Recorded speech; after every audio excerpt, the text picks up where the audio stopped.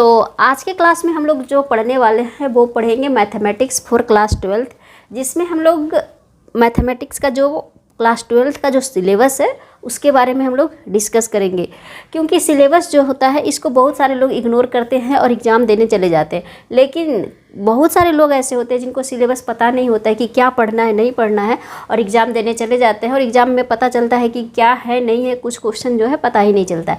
तो सबसे पहली चीज़ है कि हम लोगों को कोई भी एग्ज़ाम देने जाते हैं तो सबसे पहले हम लोगों को उसका सिलेबस क्या है उसके बारे में हम लोगों को जानना बहुत ज़रूरी है। तो जैसे कि आपको पता होगा, ये हम लोग जो है बिहार बोर्ड का अकॉर्डिंग हम जो है यहाँ पे कवर कर रहे हैं। तो ये 2 बुक हम लोगों का चलता है एनसीईआरटी का टेक्स्ट बुक जो है। कोई भी बुक पढ़िए जो एग्ज़ाम में आपका क्लास 12 का जो बिहार बोर्ड का एग्ज़ाम होता है +2 का, उसमें जो मैथमेटिक्स का या फिर कोई भी सब्जेक्ट का एग्ज़ाम होता है, वो जो टेक्स्ट बुक है जो एनसीईआरटी का जो सिलेबस है एनसीईआरटी का बुक है, उससे बाहर का कुछ भी नहीं पूछता है। आप 2 चीज़ पढ़ लीजिए, एनसीईआरटी का एक जो क्वेश्चन है उसको सोल्व कर लीजिए, वो भी जो है आप, और साथ ही साथ जो 5 साल का प्रीवियस ईयर क्वेश्चन पेपर आता है मार्केट में मिल जाता है, वो सब पढ़ लीजिए। उससे ज़्यादा आपको किसी भी मतलब एग्ज़ाम में जो बिहार बोर्ड का एग्ज़ाम होता है +2 का, उस एग्ज़ाम में उससे ज़्यादा कुछ भी नहीं पूछता है। एक पॉइंट मतलब जो को वहाँ से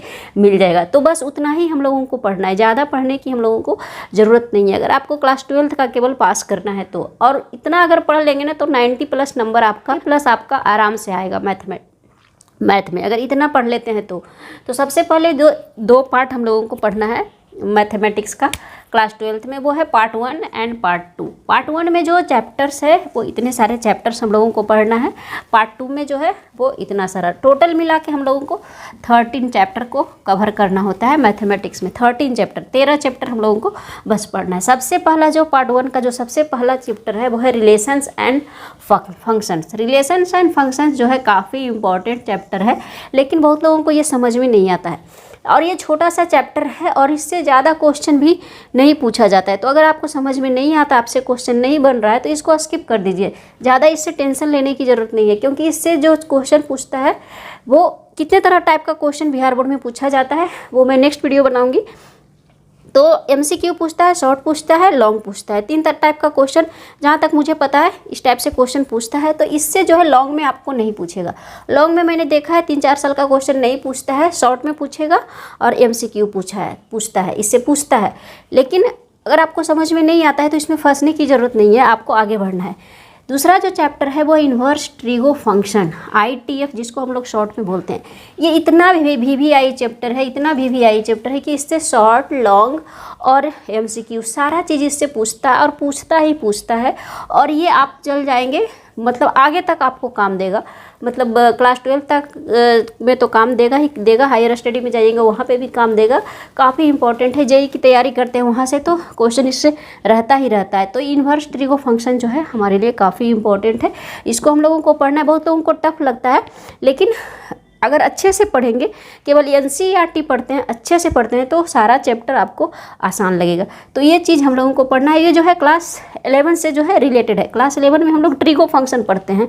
ट्रिगो फंक्शन उतना ही इंपॉर्टेंट है। ट्रिगो फंक्शन अगर आपको समझ में आता है तो इन्वर्स ट्रिगो फंक्शन जो है बिल्कुल अच्छे से समझ में आएगा, क्योंकि दोनों जो चैप्टर है वो रिलेटेड है। क्लास 11 का अगर आपको क्लास 12 का मैथमेटिक्स पूरा पढ़ना है अच्छे से समझ के, तो क्लास 11 को आपको पढ़ना पड़ेगा, समझना पड़ेगा।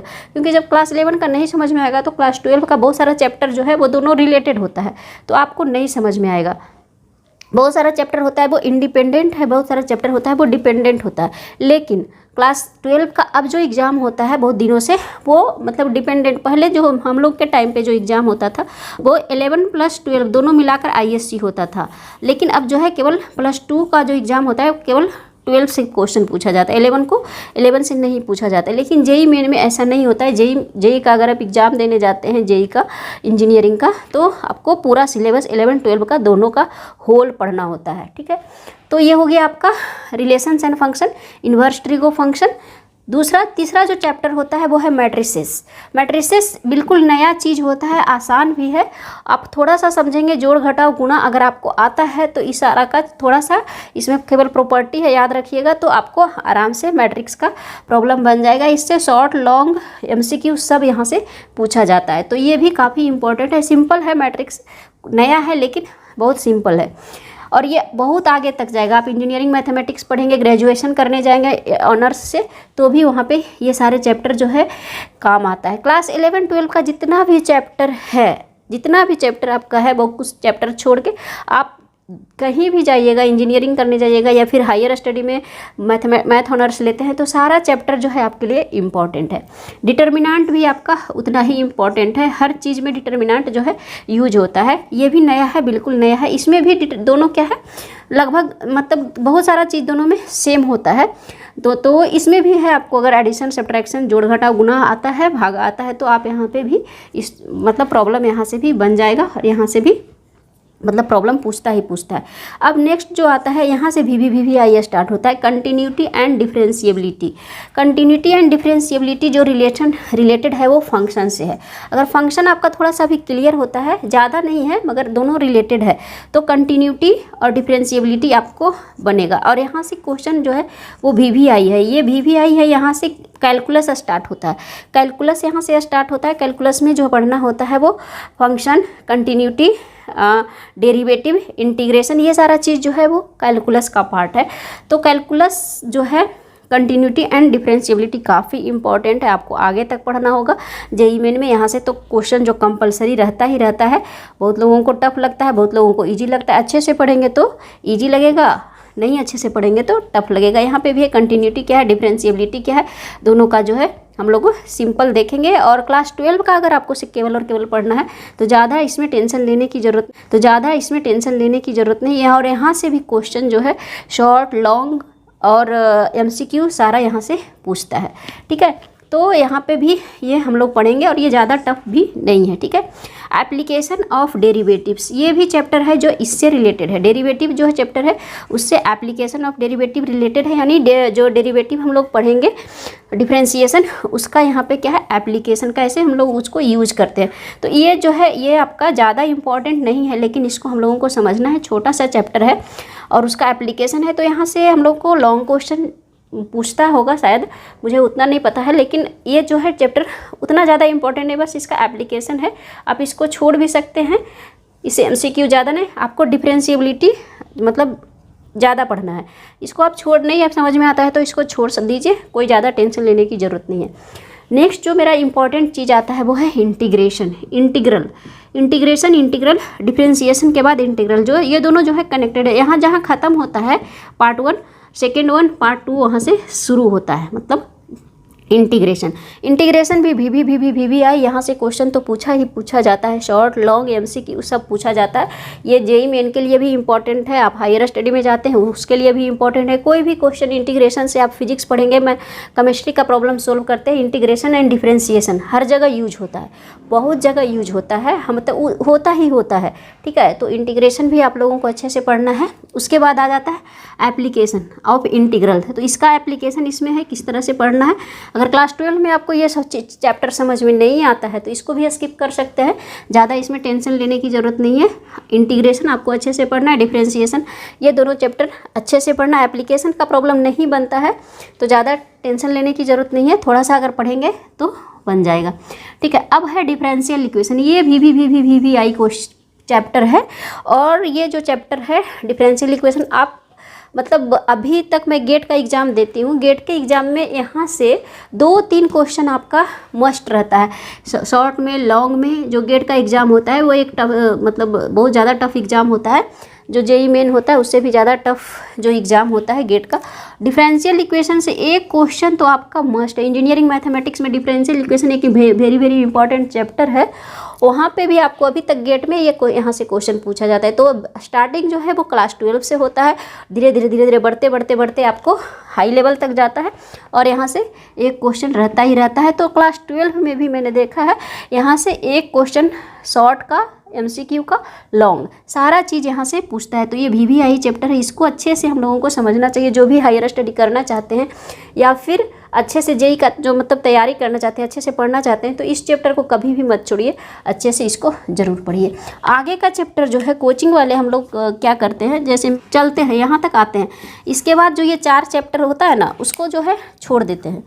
लास्ट में जैसे तैसे पढ़ा के भाग जाते हैं। ये 4 चैप्टर 10, 11, 12, 13 जो vector algebra, 3 dimensional geometry, linear programming and probability, ये चारों चैप्टर इतना इंपॉर्टेंट चैप्टर है कि आपको पूरी होल लाइफ में काम देगा। लेकिन ये चारों चैप्टर को छोड़ के लोग भाग जाते हैं। वेक्टर अलजेब्रा बोलते हैं टफ है, प्रोबेबिलिटी टफ है, 3 डायमेंशनल टफ है, लीनियर प्रोग्रामिंग टफ है, लेकिन हर चीज़ को आप लोगों को पढ़ना है। वेक्टर अलजेब्रा पढ़ते हैं तो यहाँ से वेक्टर अलजेब्रा से अभी तक गेट में क्वेश्चन हम लोगों को पूछता है। वेक्टर अलजेब्रा आपको पढ़ना ही पढ़ना है, बहुत थोड़ा सा टफ होता है, लेकिन अगर अच्छे से पढ़ेंगे तो यहाँ से भी क्वेश्चन जो है +2 में आता है। और आगे का अगर आप सोच के पढ़ रहे हैं तो अच्छे से पढ़िए, आपको अच्छे से समझ में आएगा, क्योंकि ये चैप्टर जो है वो अभी बेस आपका बनेगा क्लास 12 में ही, उसके बाद आगे जाके ये जो है थोड़ा एडवांस होते जाता है।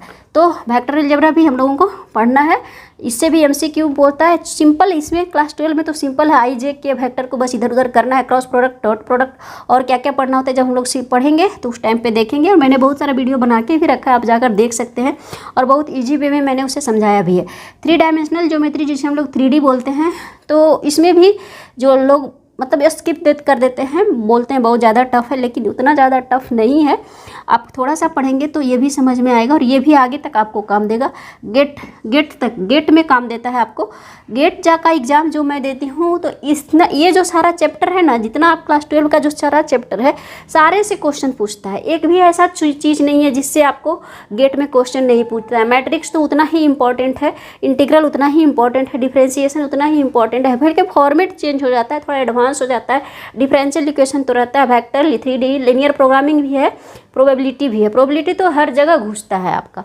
प्रोबेबिलिटी इतना इंपॉर्टेंट है, हम लोग बचपन मतलब क्लास 12 से स्टार्ट होता है, ये कभी इंड नहीं होता, ये हमेशा पढ़ना रहता है। इंजीनियरिंग मैथमेटिक्स में आपको पढ़ना रहेगा।